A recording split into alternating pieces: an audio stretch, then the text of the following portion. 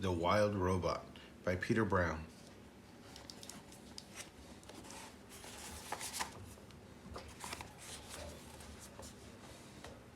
Chapter 65, The Invitation. Roz was the first to arrive at the dawn truce. She had an important announcement to make. The robot patiently waited in the great meadow as the sky slowly brightened and the animals slowly gathered. And once everyone was milling around and chatting, Roz began speaking in her perkiest voice. Pardon the interruption. If I could please have a moment of your time. The crowd settled down and listened to their robot friend. We made it through a terrible winter. A new generation of youngsters is arriving, and my son, Brightbill, has just returned to the island with his flock. I think we can all agree that there is much to celebrate. So in addition to the dawn truce this morning, I would like us to have another truce this evening. We can call it the evening truce, or better yet, the party truce. The crowd began chattering with excitement. I have planned a celebration, Ross continued. And you are all invited. I will take care of everything. Just please meet back here at dusk. Oh, and I have a little surprise. Actually, it's not little. It is quite large. The point is, I have planned a celebration, and I hope to see you all there. Sounds great, Ross. But I'm afraid there's one problem with your plan. Mr. Beaver blinked his beady eyes. The moon won't be out this evening, so it'll be too dark for some of us to see. You are half correct, said Roz. Tonight will be moonless, but it will not be dark. I promise. Now, if you will excuse me, I must prepare for our party. I will see everyone back here at dusk. Goodbye. Chapter 66, The Celebration. Dawn turned to day, day turned to dusk, and just as Roz had asked, animals were gathering again in the great meadow. Word had spread across the island that the robot was throwing a party, and everyone wanted to see what the fuss was about. The fuss seemed to be about a giant stack of wood. Roz had spent the day collecting logs and branches and stacking them in a perfect, massive tower. The animals crowded around it, trying to imagine its purpose. And then they saw a golden light flickering in the distance. Roz emerged from the dark forest. In her hand was a flaming stick, which she held up like a torch. She was camouflaged in thick mud and clusters of wildflowers. But her camouflage wasn't for hiding. It was her party dress. The animals watched as the robot glided across the meadow, surrounded by a warm glow. Thank you all for being here, she said as she joined the crowd. 1 year ago, I awoke on the shore of this island.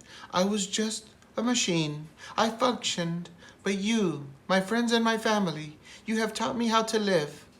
And so I thank you. Now, thank you, Ross, shouted a voice. You have also taught me to be wild, said the robot. So let us all celebrate life and wildness together. At those words, Roz heaved her torch high into the air. It soared up, and landed on the very top of the wooden tower. A ball of fire burst toward the night sky, and suddenly the meadow was bathed in firelight. Hundreds of shining eyes watched as bright flames crept down the sides of the tower and embers floated away on the breeze. The animals stepped toward the bonfire, eager to feel its warmth, and then stepped back, afraid of feeling too much, and soon everyone was moving. The deer started leaping, the foxes started trotting, the snakes slithered and the insects buzzed, and the fish jumped up from the river. Brightbill led all the birds into the air, where they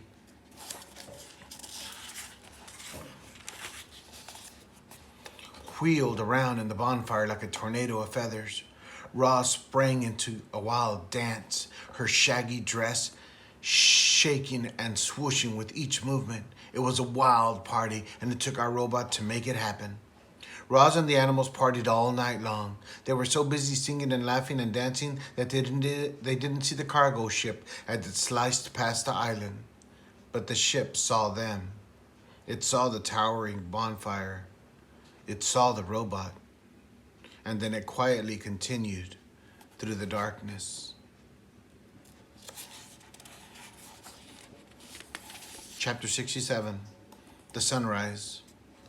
By dawn, the bonfire had dwindled to a smoldering hill of ash. Everyone else had gone home, and only Roz and Brightbill remained in the meadow. They lay in the grass together, watching as the soft light of morning crept up from the horizon. And then Roz said, "Let us go for a walk." The robot and the goose hiked and flew up to their favorite spot on the grassy ridge. But then they kept going. They followed the ridge to the mountain and climbed all the way up to the craggy peak, and just in time to see the sunrise. "I climbed up here once before," said Roz, as the sun's first rays warmed her body. "I sat on this very rock, looking out at the island, and thought I would always be alone. But I was wrong." "Are you happy, Ma?" The robot thought for a moment. "I am." "I'm happy too." Brightbill closed his eyes and felt the wind and sun. There was a slight chill in the air that made him feel alive. Everything seemed just right. And then he heard a distant buzzing sound. The goose squinted to the south and saw a familiar shape in the sky. He turned to his mother and said, "Ma, there's an airship flying this way."